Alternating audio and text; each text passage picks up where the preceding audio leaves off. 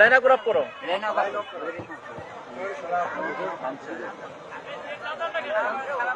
আমাকে নিয়ে যান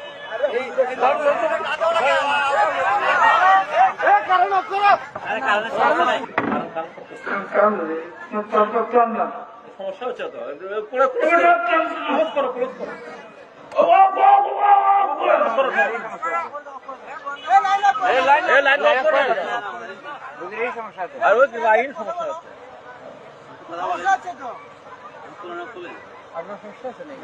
ভয় করতে বলেছেন, কেমনে ভয় করতে হবে?